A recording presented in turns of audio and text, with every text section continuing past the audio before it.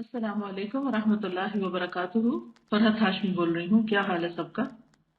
رمضان اپنے اختتام کو آ پہنچا، گنتی کے یہ چند دن رخصت ہونے کو ہیں۔ اس رمضان میں جو کچھ کر سکے وہ اللہ کی رحمت اور خاص عنایت تھی، جو نہ ہو سکا وہ ہماری ہی کوتاہی اور کمزوری تھی۔ مگر رمضان کو رخصت کرنے سے پہلے ابھی ایک طاق رات موجود ہے، اس لیے اس کو صرف عید کی تیاریوں اور گہما گہمی کی نظر نہ کریں، بلکہ آخری موقع سمجھ کر اس سے خیر و برکت سمیٹیں۔ اللہ تعالیٰ سے دعا ہے کہ وہ ہماری ان عبادات کو قبول فرمائے اور ہماری بخشش فرما دے۔ عید کی تیاری میں بھی کچھ باتوں کی یاد دہانی کرانا چاہوں گی۔ عید کا چاند دیکھنے کا اہتمام کریں تاکہ سنت رسول صلی اللہ علیہ وسلم کی پیروی کا ثواب ملے۔ صدقہ فطر دینا نہ بھولیں۔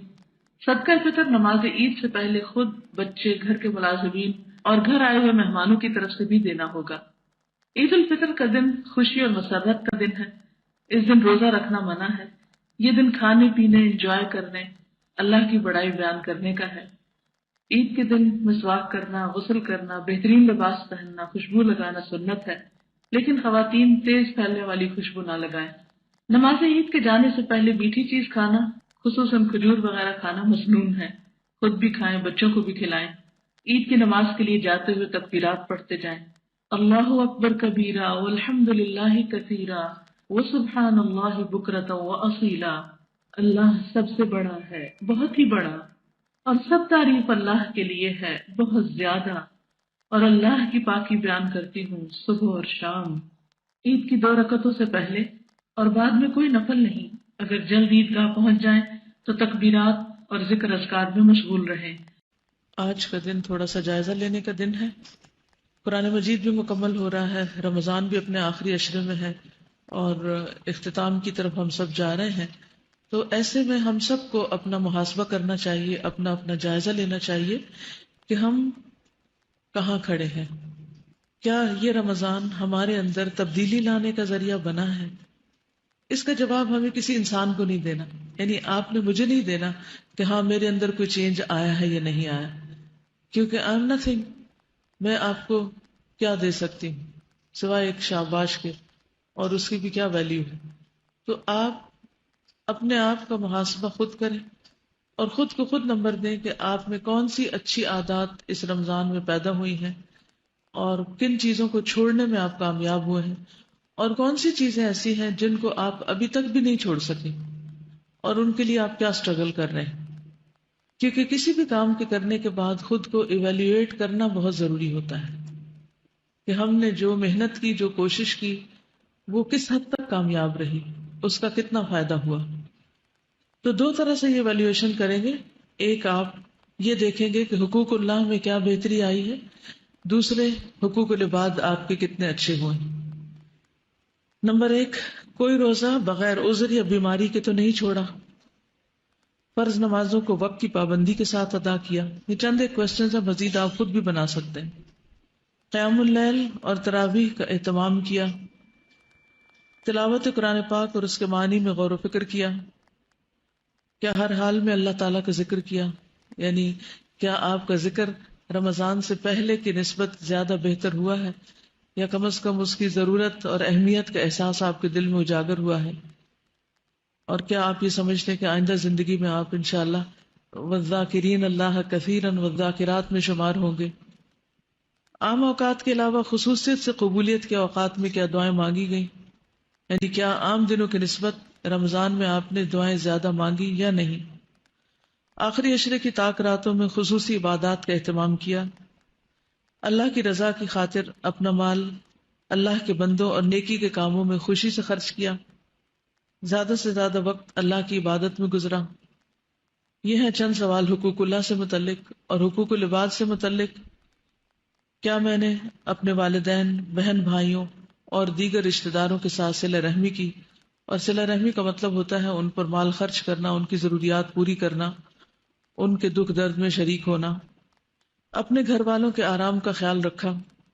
دکھی انسانوں کی غمخواری اور ہمدردی کی، یعنی جو بھوکے، مساکین اور مشکل میں لوگ ہیں ان کے لیے کچھ فکر کی، ان کے لیے کچھ دعائیں کی، ان کے لیے کچھ کھانے پینے کا انتظام کیا۔ بیماروں کی تیمارداری کی۔ گھریلو ملازمین کی ذمہ داریوں میں کمی کی یا کاموں میں ان کا ہاتھ بٹایا۔ جھوٹ، غیبت، بدگمانی، تجسس اور عیب جوئی سے بچنے کی کوشش کی، کسی کا دل تو نہیں دکھایا، حق تلفی تو نہیں کی، کیونکہ کسی کو اذیت دینا، کسی کو پریشان کرنا، کسی کو دکھ دینا، یہ بہت بڑے بڑے گناہوں میں سے ہے، جن کی سزا ہم پڑھ چکے ہیں کہ قیامت کے دن کس طرح بڑے بڑے بچھو اور سانپ ایسے لوگوں کو کاٹیں گے جو دنیا میں دوسروں کو کاٹتے رہتے ہیں۔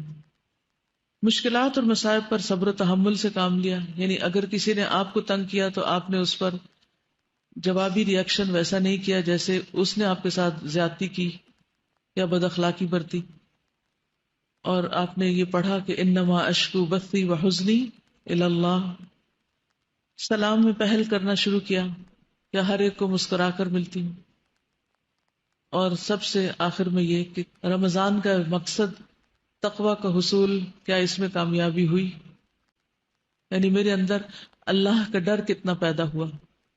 اگر تقوی نہیں آیا کچھ بھی نہیں آیا، کیونکہ تقوی ہوگا تو ہی گناہوں سے بچنے کی قدرت ہوگی انشاءاللہ۔ السلام علیکم۔ میں یہ کہنا چاہ رہی ہوں کہ یہ سننے کے بعد ہمارے اندر تبدیلی تو آتی ہے، ہم اس پہ عمل کرنے کی بھی کوشش کرتے ہیں، لیکن جیسے جیسے وقت گزرتا ہے یا ایک دن کا بھی وقفہ آ جاتا ہے تو ہمارے اعمال، ہماری وہ عادات جو ہم چھوڑنا چاہتے ہیں وہ واپس اسی طرح سے آ جاتی ہیں، اور اس میں مستقل مزاجی اور استقامت نہیں رہتی ہے۔ جی، اس کے لیے 3-4 چیزیں کرنے کی ضرورت ہے۔ سب سے پہلے تو مستقل مزاجی کے لیے دعا، کہ اللہ سبحانہ وتعالی ہمیں جما کے رکھے ہدایت کے راستے پر، دین میں ترقی کے راستے پر۔ دوسری بات یہ ہے کہ میک اے چیک لسٹ، کہ آپ اپنے اندر کیا کیا لانا چاہتے ہیں۔ ایک تو یہ چیک لسٹ بنی ہوئی ہے شہر رمضان میں، اس کے علاوہ کوئی اور چیزیں جو آپ کی پرسنل ہو وہ آپ چیک لسٹ بنائیں، اور ہر ہفتے ایک دن کم از کم رکھیں اسی طرح اپنا محاسبہ کرنے کا۔ تیسری چیز یہ ہے کہ علم کی مجلسوں سے جڑے رہیں۔ قرآن پاک رمضان میں نازل تو ہوا ہے، لیکن صرف رمضان کے لیے نہیں نازل ہوا، سارے سال کے لیے ہے۔ تو اگر آپ اس کے ساتھ تعلق قائم رکھیں گے انشاءاللہ تو آپ کو یہ مسلسل سیراب کرتا رہے گا اور صفائی کرتا رہے گا، یہ آپ کے اندر جاتا رہے گا، تو اندر کی امپیورٹیز جو ہیں وہ باہر نکلتی رہیں گی۔ اگر قرآن سے تعلق نہیں رہا تو واقعی پھر واپس پلٹنے کا بہت ڈر ہے۔ چوتھی چیز، اچھی صحبت، اچھے دوست، اچھی کمپنی، کیونکہ ان سے انسان بہت کچھ سیکھتا ہے، انسان کو انسپریشن ملتی ہے، انسان کو تقویت ملتی ہے، تو اس کا بہت اہتمام کرنا ہے۔ استقامت جو ہے یہ واقعی بہت ضروری ہے، اور اس کے بغیر گزارا نہیں، ورنہ یہ کہ انسان پہلے سے بھی زیادہ بدتر ہو جاتا ہے جب ایک چیز جاننے کے بعد پھر انجان بنتا ہے۔ تو اس کے لیے کیا کیا کرنا ہے آپ نے؟ نمبر 1 دعا، اور نمبر 2 محاسبہ چیک لسٹ، نمبر 3